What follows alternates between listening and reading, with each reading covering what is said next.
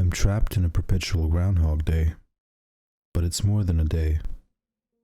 The world feels a little grislier with every reset. I've always known that some sort of higher power must be the architect of my eternal torture. But I no longer know of that power. I've seen it. Let me rewind. I'm used to doing that, after all. I don't know how many times I've relived the past 2 decades. Enough times to slowly go insane. I've done some crazy shit in a manic attempt to break free. I actually thought I could end the cycle by altering the course of the future. During the present iteration, I haven't really bothered. I'm tired. So you're experiencing the natural course of events, I suppose. Let's just say there was an iteration in which I invested wisely, became a billionaire, and spent my riches on changing the landscape of the world. I even paid extraordinary amounts of money to scientists who promised they could uncover the secrets of the universe. I thought they could fix whatever had happened to me. The problem is that I don't think they ever truly believed my story. They didn't really try to understand how a time loop would work, so their research was half-hearted. Nobody has ever been able to save me. And before anybody asks, death is not the answer. It just resets the loop. I find myself waking up on the morning of December 31st, 1999. I celebrate the commencement of a new millennium with my family, and we admire the fireworks. At this point, of course, I've probably lived for a millennium. The horror of waking up in my 13-year-old body with a 36-year-old mind never fades. Or maybe I'm 3,600 years old, eh? Who knows? I'm certainly not counting. Anyway, I always detest reliving those teenage years. I pretend to be a normal kid and blend in with my peers. A few months after the first reset, I managed to calm myself down and seize the opportunity to make better decisions. Maybe it's a second chance, I decided. I took care of my health. I married the same girl, but I was a better husband and managed to prevent the divorce. I spent more time with our kids. I was a better version of myself. As December 31st of 2022 approached for the second time, I thought I'd done what the universe wanted me to do. You can imagine my unbridled terror when the loop reset. And that's when the penny dropped. I'm stuck. Madness ensued. 4 resets later, I tried killing myself. That didn't work. I tried hundreds of times in hundreds of ways. No luck. So I've given up and resigned myself to this hellish existence. During every fresh iteration, however, I do try something new. I have to attempt to save myself, right? This time, I've posted about my experience on Reddit. That's new. I'm reaching out for help. Maybe I haven't fully given up, eh? I might say otherwise, but my actions speak louder than my words. I mean, I have to be honest. I've never gone completely wild. I've never completely ruined my life. I've stripped naked and run through the local park, but I've never, say, robbed a bank. I can't risk doing something life-destroying. What if the loop has ended? Every time I reach December of this year, I start to wonder that. It's what keeps me from entirely unhinging and doing something foolish. I don't want to endure this infinite torture. I guess I still believe that I can break free of the cycle. I believe in January 1st, 2023. I'm sure all of you will see it. Surely when the day arrives, I'll have discovered a way to move beyond the loop. Eventually, I have to make it to next year, right? What's the alternative? I can't seem to die, after all. Well, that's what I used to believe. After a certain number of resets, I began to notice something disquieting. It started during one particular December of 2022. I noticed something was watching me. It always happens during this final month. For instance, I might stroll down the road and catch glimpses of something in my peripheral vision. On street corners, I've seen a man with eyes that have no pupils. That's not all.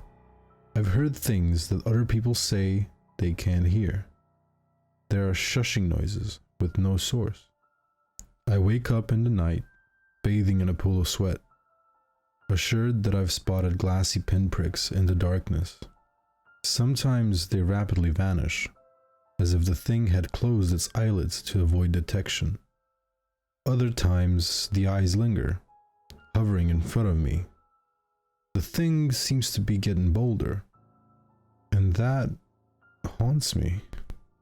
Last week, I was at an art gallery, and I saw a terrifying painting. My wife and friends said it was beautiful. They couldn't comprehend why I suddenly had a gaunt complexion. I suppose it would seem like an odd reaction. After all, the painting simply depicted an ordinary man. But I felt as if I'd taken a stroll through the uncanny valley. His eyes were dreadful. Something about him was marginally off.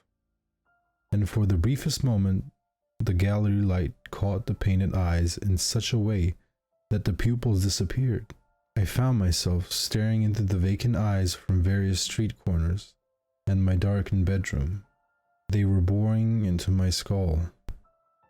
I whimpered in terror. The worst part is that I've been to the art exhibit before. On December 10th, 2022, my wife and friends always drag me there. That painting wasn't there in any of the previous iterations of this loop.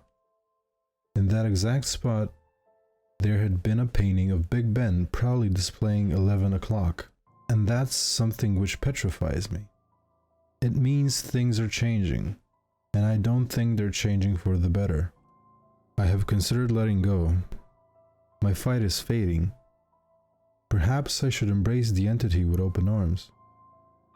Perhaps it has come to release me from this nightmare. It could offer a finite death and put an end to the loop. But what if it delivers a worse fate? Every time I see the glassy-eyed man, I feel my chest coil into a clove hitch. He isn't good. He isn't trying to save me. I need to figure out how to reach January 1st of 2023. Merry Christmas. I've posted the first part of this story twice, but I know what you're thinking. Why repost the exact same words? In part 1, you said you were trying something new. You said it was the first time you told your story on Reddit. Liar.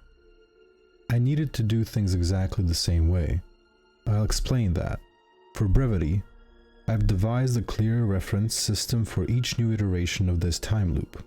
Obviously, there were thousands of iterations before these 3.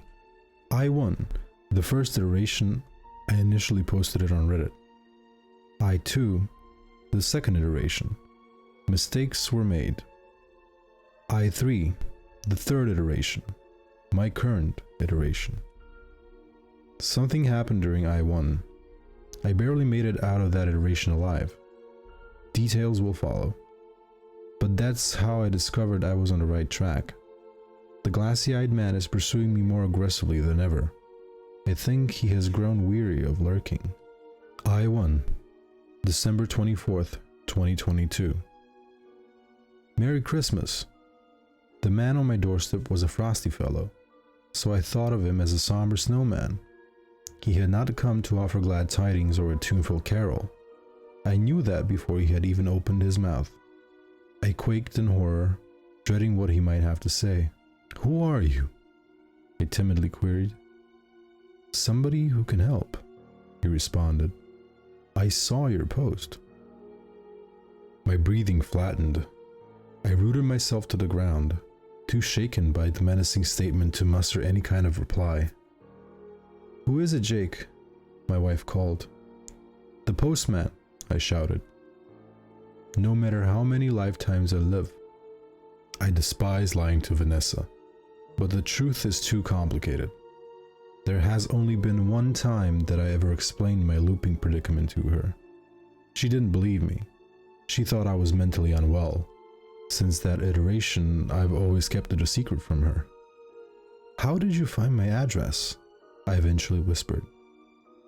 Does that really matter? He replied. I had to see you. I traveled a long way. I think I can stop what's happening to you. Not here, I blurted. My family's inside. Time is not on your side, he firmly told me. I'm trapped in an endless loop, so I beg to differ, I facetiously quipped. It's not endless, the stranger coldly replied. You feel the thing with no eyes getting closer, don't you? Before I could pry my trembling lips apart, Vanessa appeared behind me. Hello, she exuberantly said. The man weakly smiled. Merry Christmas. I was just telling your husband that I must have foolishly left some of his parcels at the office in town. Right, I added. In fact, I think I should come down to the delivery office. What have I told you about ordering presents late, Jake? Vanessa mumbled, rolling her eyes. I know, I smiled. Don't worry, I'll be quick. Away from Vanessa's prying ears, we decided to meet at the town hall, which was only around the corner. Still, the drive to our rendezvous point was unsettling. I followed the man's black sedan in my beaten-up family car. No matter which radio station I choose, however, I was horrified to find that the same song played, Stairway to Heaven. The once beautiful guitar passage now seemed to harbor a sinister secret. I turned off the radio, but silence didn't make the journey any easier. The disused roads of the festive season felt haunted. Trundling behind the mystery man's sedan, I stole glances at icy alleyways on either side of the road. Shivering, I kept expecting to see him. I was too petrified to breathe, fearing that the glassy-eyed man might find me if I were to gasp for even the smallest pocket of air. We parked on a quiet residential street and went for a stroll. The sun was descending on the nearby town hall and the streets were starting to empty. But I was a little relieved to see at least some signs of life. Regardless, I knew that wouldn't keep the dark creature from me. What makes time so special? The man suddenly asked. I shrugged. We all have it, the stranger answered. Please, just tell me what... I was interrupted by the jarring sound of nearby lampposts shattering. The night embraced us like a thin blanket. Shushing filled the air like a ghoulishly glacial wisp of wind.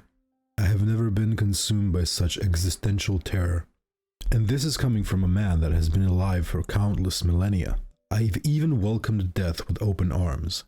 But that moment, above all others, truly haunted me. There are things worse than death, after all.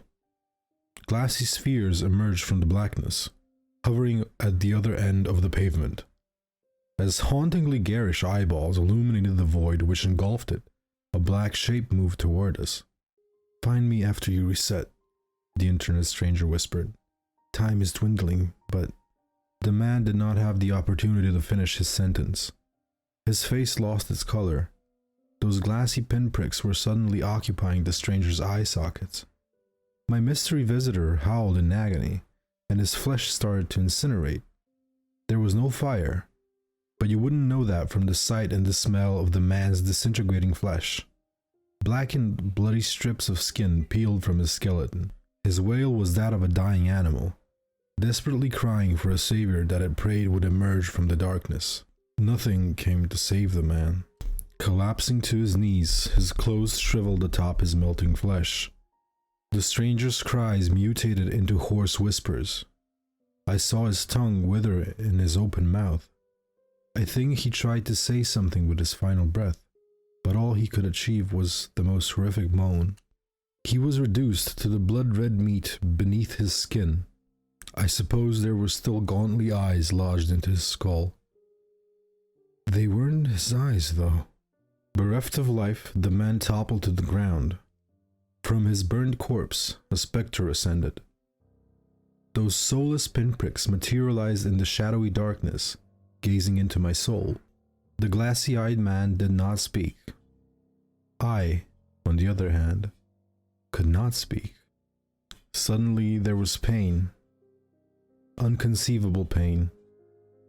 I tentatively peered down to see a black limb, flesh composed of night itself, piercing my left shoulder.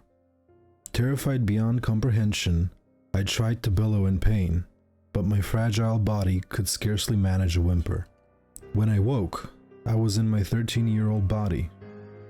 Of course, death would have been too easy. The man was right. Time. We all have it. Some of us have all of it. Before I could fully process my surroundings, I realized that my body was in agony. Blood was soaking into the bedding from the wound on my left shoulder. My wound was still there. Immortality was no longer a foregone conclusion. The glassy-eyed man could end me. Following a hospital visit with my bewildered and traumatized parents, I resolved to change. I would no longer accept this existence. I might not survive my next encounter with the glassy-eyed man, and who knows where he might send me if he were to kill me. After all, there might be an internal torture worse than my current one. I couldn't rid my mind of that petrifying thought. I spent years searching for the stranger who had knocked on my door. Unable to wait for the formation of the r/nosleep subreddit in 2010, I decided to simply create it. I posted my experience on there. Nobody came to my house. In desperation, I posted on so many different websites, but I quickly realized my mistake. Surely, I needed to repeat events in exactly the same way. I needed to submit the post on December 23rd, 2022. I did just that, but there was no house visit. Perhaps I had already made too many changes to the timeline. Fortunately, I also avoided the glassy-eyed man, but I found myself resetting to I3 on New Year's Eve 2022. I spent another 23 years waiting impatiently. Then, 2 days ago, I submitted the first part of the Reddit post. I worried that I might have worded it too differently to catch the eye of the internet stranger, but it worked. Today he visited me. I ushered him into the living room and prayed that my wife wouldn't overhear us. I hurried the stranger through his persistent riddling. I wasn't going to let the glassy-eyed man consume him. "What's the significance of New Year's Eve 1999? I asked. "Do I need to go back and fix things?" The stranger shook his head, and he offered, surprisingly, a succinct explanation. "A time loop is a glitch in the universe," the man said. "The entity is here to end the glitch that caused the loop, and he believes that the glitch is you. Something else is trapping you. Think, Jake. What happened in 1999? And that's when I remembered. My body tensed and my heart filled with dread. Some boys were bullying a kid from our neighborhood, Pippa, a 10-year-old girl who never did anything to hurt anybody. The boys locked her in an old Hawthorne house, a derelict hellhole. I stood there, telling myself I wasn't complicit in the crime. I just watched. Inaction is action, I suppose. Whilst the fireworks distracted everybody at midnight, I slipped back into the house to rescue her, but she wasn't there. I assumed she had escaped and gone home. Over the following week, however, missing posters popped up. Pippa was never found. Even more horrifyingly, neither were the other 3 boys who locked her in there. All 4 children vanished before the start of the new millennium. I told the stranger this story, and he nodded. There are things in this world that defy reason. I've seen them. That's why I came to you. Pippa needs help, he said. I think she and those boys are still in that house. I don't think that Hawthorne place abides by the rules of time, the man whispered. What do you mean? I asked, shuddering. The stranger paused. Based on things I've experienced, I'd say it's an 11th shrine.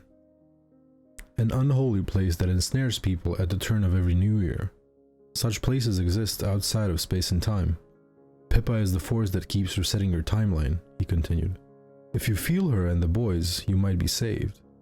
They would be returned to the moment of their disappearance in 1999, but that would be the original timeline, a parallel universe.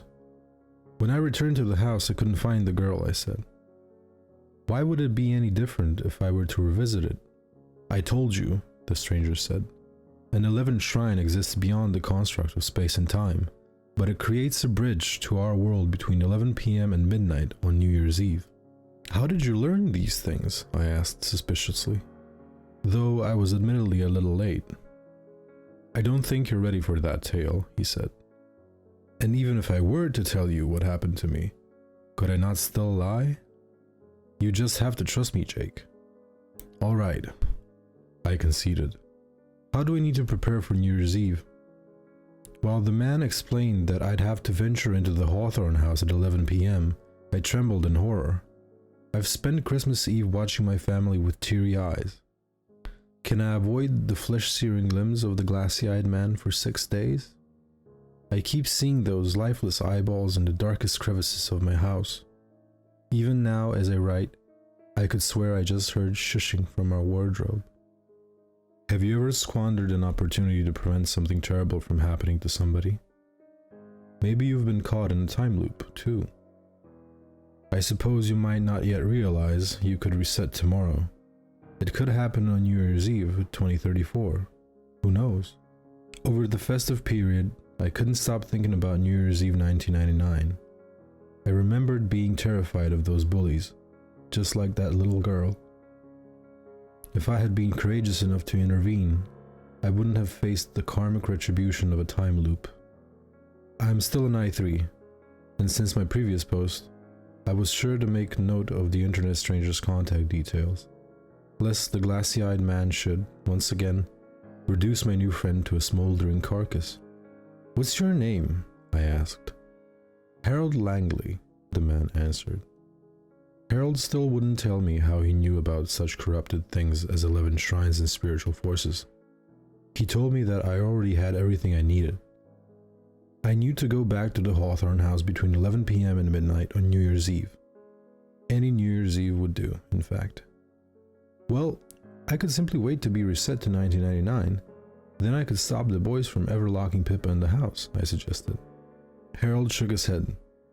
Even if you were to return to the past and drag the children miles away from the Hawthorne house, the shrine would still entrap them at 11 p.m. on that fateful New Year's Eve, 1999. Remember, they're already there. The house exists outside of time.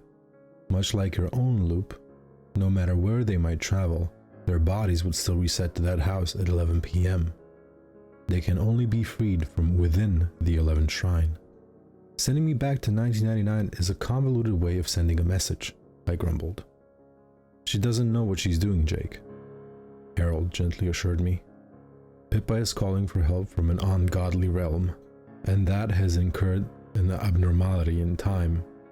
After a long discussion, I could no longer escape the fact that Harold knew far more about this topic than me. I'd spent millennia searching for an answer, and I finally had one. I just couldn't accept it. In truth, I simply didn't want to go anywhere near that Hawthorne house. It imbued me with unspeakable thoughts. Every time I walked past it, I felt evilness surge through me. And I know that every child in my neighborhood felt the same way. The Hawthorns had died decades before our time, but we knew that something was deeply wrong with that building they'd left behind. The house felt like a living, unfeeling thing. It was crooked, out of place, ill-intentioned. New Year's Eve 2022. The Hawthorne house was exactly as I remembered it, though the neighborhood was certainly much livelier. There were no missings posters, and the roads were littered with revelers, preparing for the new year that I had spent ceaseless centuries attempting to reach. 10:41 p.m. 19 minutes until I would reset, unless the glassy-eyed man finds and ends me. If Harold were correct, my only salvation would be to enter the Hawthorne house.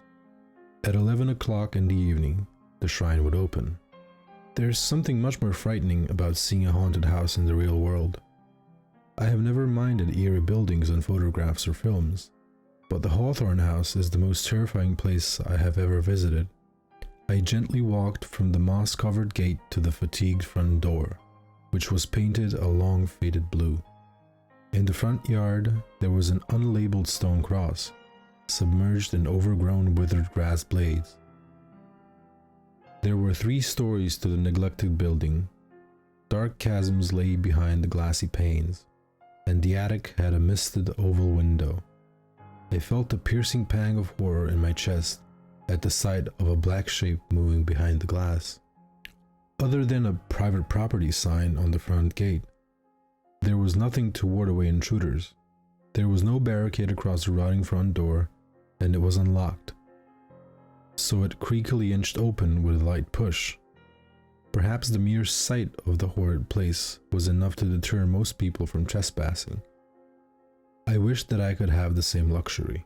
As I entered the Hawthorne house, I pulled my phone out of my pocket and lit the dismal place with my torch, revealing a hallway that led onto a ginormous staircase. There was an open doorway on the left-hand side of the hallway, and it led onto a lounge. I strolled into the dusty, asbestos-riddled death trap.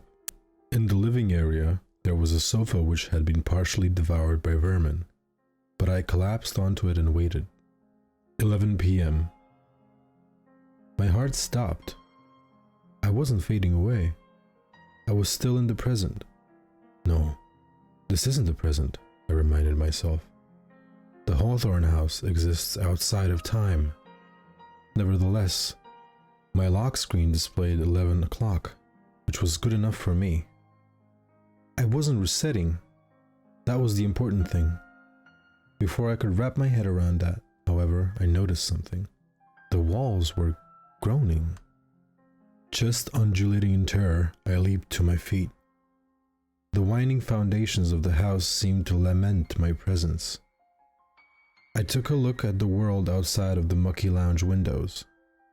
My dimly lit neighborhood was rapidly vanishing from view. Within seconds, everything beyond the exterior of the house was black. The bridge to the physical realm was gone. Though time was a foreign concept in the shrine to evil, I still felt that it shouldn't be wasted. I had no idea what could happen to the children, and I had no idea what was about to happen to me. I needed to find them. Then I could focus on finding a way to reopen the bridge and escape. I don't know how to exit an 11 shrine, Harold had quietly admitted to me. Time works differently in there. I think it only opens a bridge to our world when it wants to do so. So, I suppose you'll have to give it something that it wants more than Pippa and those boys. Those words rung in my head. I found myself meandering in the living room of that lost house. There was a large frame above the fireplace. Using my phone light, I studied the unnerving canvas that loomed above me. It was a painting of the Hawthorne house in its bygone glory days. I did not recognize the 3 people standing in front of the house, but I assumed it had to be the Hawthorne family. The mother and father were prim and proper. They must have lived in the 1940s, judging by their fashion. But I wasn't really looking at them. I was looking at their boy. He was a skeletal thing. His flesh seemed to cling tightly to the outline of his skull. The indignant expression on his face was communicated through the joyless eyes and thin lips. He had a complexion that was almost wholly white, and that, strangely, gave the jubilant expression on his parents' faces a sinister undertone. Why were they so happy? Their son appeared half dead. Needless to say, the painting absolutely horrified me. But everything in that house horrified me. The swirling, nightmarish colors of the artwork felt like a fever dream. In the pristine oval window at the top of the painted house, there was movement.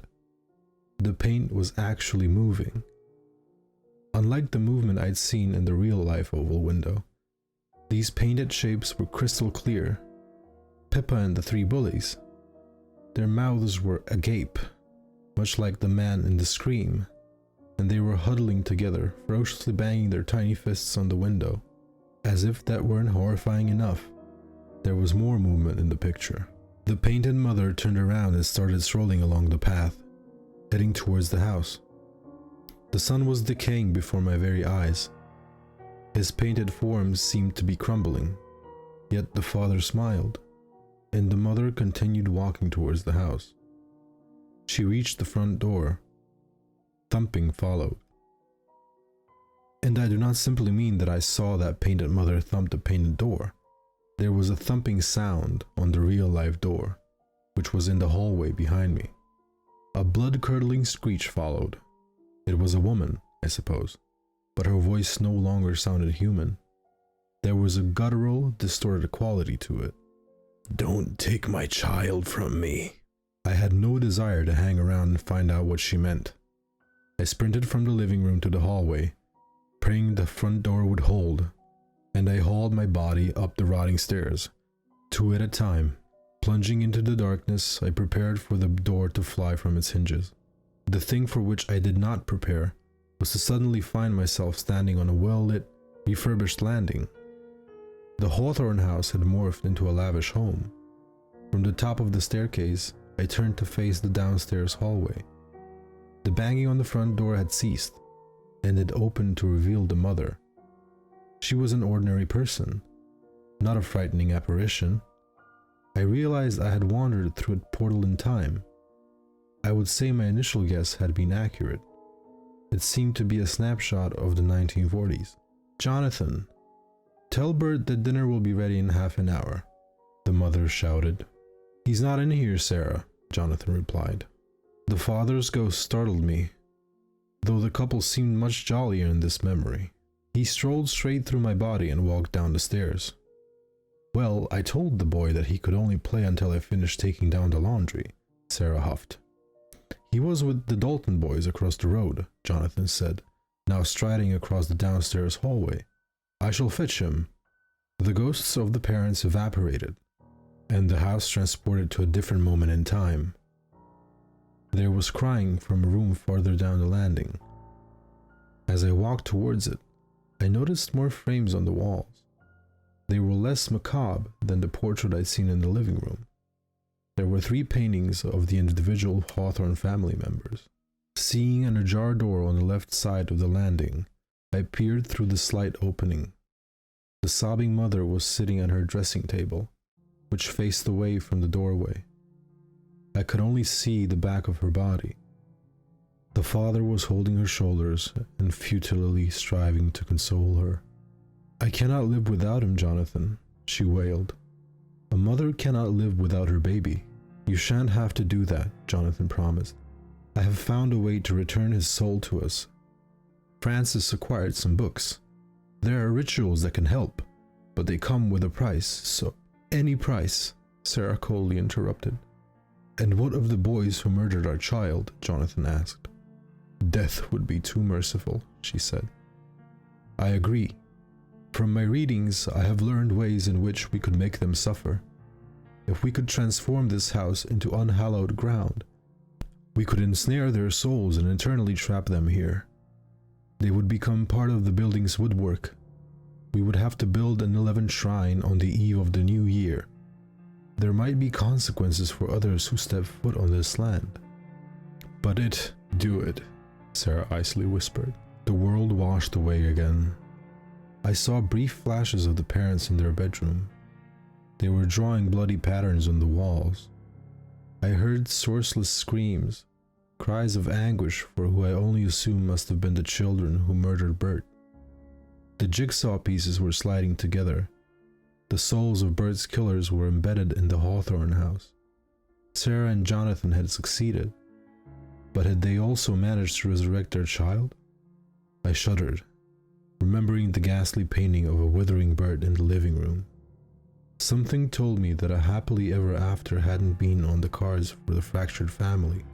The lights extinguished, the fresh decor aged in seconds, returning the Hawthorne house to the present.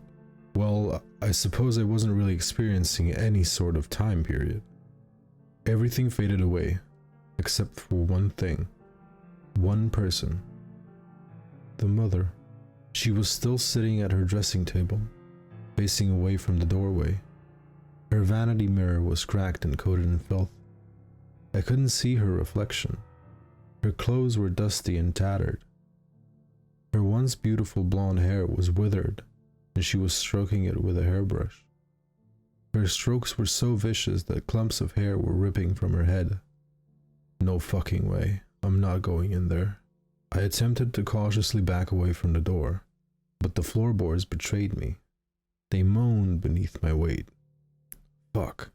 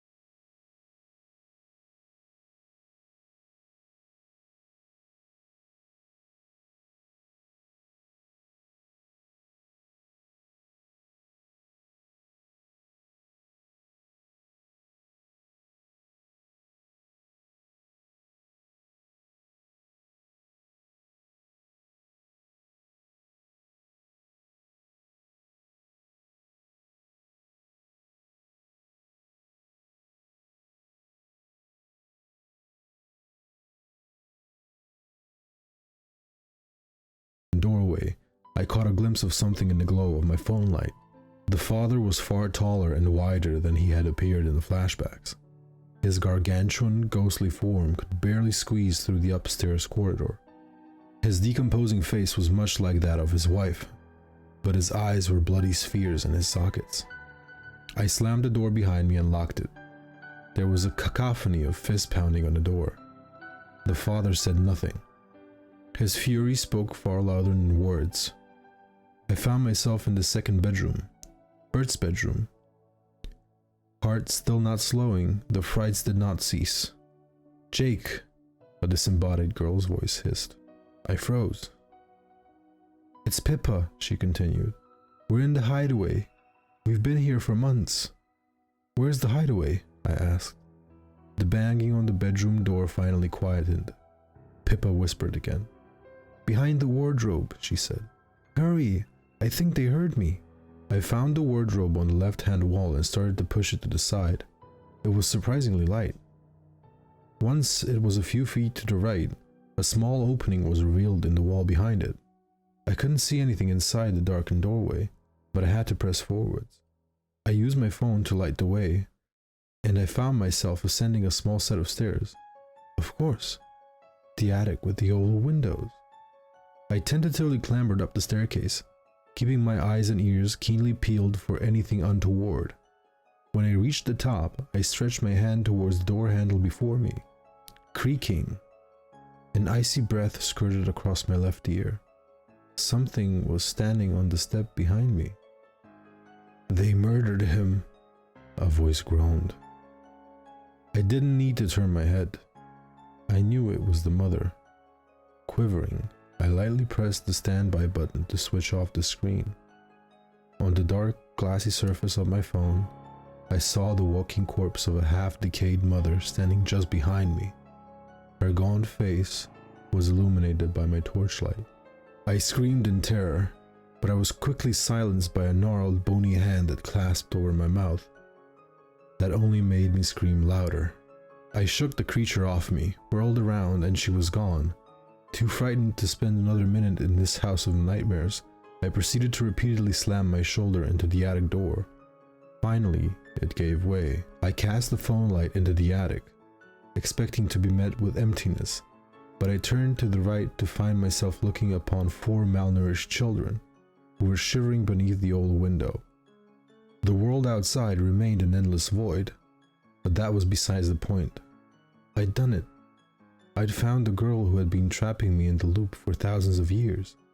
It hadn't been a fruitless endeavor. The children were crying incessantly. "I'm so sorry," Pippa said. "I was just so scared. Can you help us leave this place?" "We didn't mean to do it," one of the boys whimpered. "The voices made us lock her in here," another boy added. The third boy simply nodded, seemingly too traumatized to speak. "Okay," I eventually managed to say. "Do any of you know something that could help us escape?" Their eyes widened. "You don't know how to free us?" one of the boys asked shakily. I didn't respond. My mind was whirring. I thought about everything Harold had told me. Then I realized I didn't need his help. I needed the help of the people who had created the shrine. "Sarah!" I screamed. "Jonathan!" "What are you doing?" Pippa asked, horrified. "We need to get away from them." Before I could reply, the wall at the far end of the attic started to ripple. Like swimmers coming to the surface of a pool, the dreadful mother and father seeped through the torn wallpaper. The children screeched, but I stood my ground, keeping the torchlight on the horrible abominations that were striding towards us. "Is your son buried in the front garden?" I asked. No reply. The emotionless demons looked upon me with their awful eyes. "If you create a bridge back to the real world, I could return him to you," I said. "That's what you want, isn't it?" The mother started to walk towards me, and I trembled in immobilizing terror. "He should be here with us," she wheezed. "Open the bridge," I repeated. "You can't leave the house, can you? I can return his bones to you. I can give you peace, but you must return all of us to our rightful places on our rightful timelines." The ghouls stared for a long time. The only sound in that haunted room was the blubbering of the 4 children who were hiding behind me. I received my answer in the form of light pouring into my room. Not light from my phone. Light from the oval window. I and the children turned to face the real world. Fireworks filled the sky. As we watched, with teary eyes, the children dissipated. The outside world, in turn, rapidly changed. The sun rose and set thousands of times in a matter of seconds. Years were passing. When the earth eventually slowed, I knew it was 2022 again. "Return our son," the father wheezed. When I turned to face them, the terrifying entities were gone.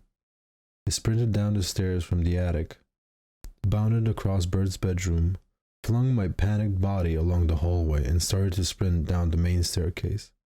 Gliding across the hallway towards the open door, I prepared to taste freedom. Scorching agony. Horrified, I found myself engulfed in darkness. Before being thrown onto the floor of the hallway, I bellowed in pain, feeling a searing sensation across the skin. "No!" I whined in horror. The glassy-eyed man. He was standing on the front porch, obstructing what seemed to be the only exit from the house of hellish tricks. He was little more than a shadow, filling the doorway with his black form and white pinpricks. "I fixed it!" I yelled. "The loop is over!" No response from the inhuman entity. No movement. I checked the time on my phone. 11:02 p.m. "It's after 11 o'clock, and I've not reset," I explained exasperatedly. "The loop is over." After an eternal moment, the shadow faded into the blackness. The glassy pinpricks merged with the night sky, joining a canopy of twinkling stars. My strained heart finally loosened. Gingerly, I attempted to leave the house. I took a step onto the porch. Nothing stopped me. I hurried into the front yard and tore at the grass with my bare hands. Dirt under my half-broken fingernails, I quickly dug my way to the cluster of bones that the hawthorn pears had buried. Why did they not keep the bones in the house? Did they ever manage to resurrect their son? Why were their souls trapped in the 11th shrine with their son's murderers? So many unanswered questions. I delicately and respectfully placed the pile of bones inside the main hallway, quickly exiting the Hawthorne house. As I tiptoed backwards, keeping my eye on the open front door, I saw bony hands stretch across the wooden floor and drag Bert's remnants out of view. As I passed through the gate, the door to the Hawthorne house swung shut. That was 15 minutes ago, and I hope, beyond all hope, to never reopen that terrible chapter of my life. At this very moment, I find myself sitting on the curb, typing my update, and staring vacantly at swarms of partygoers. They are blissfully unaware of the horrors lurking in the abhorrent building just behind me.